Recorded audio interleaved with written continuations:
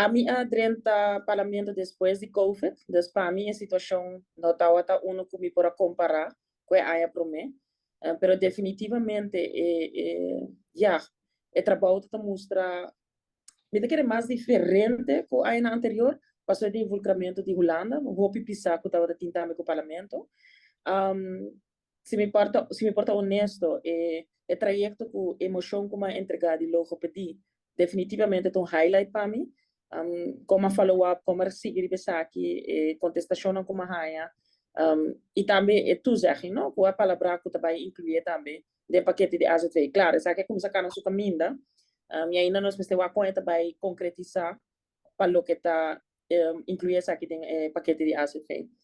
Minha outra ganha é a área parlamentar, está tem seu highs, está tem seu lows, e não tem trabalho como eu visto que está fácil,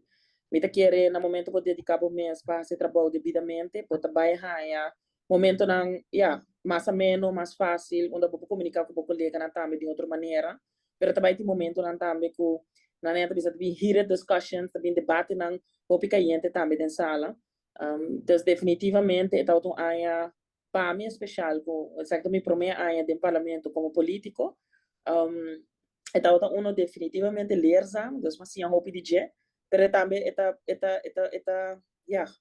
poner riba alerta também, que trabalho encerrar, então que turpo vincune.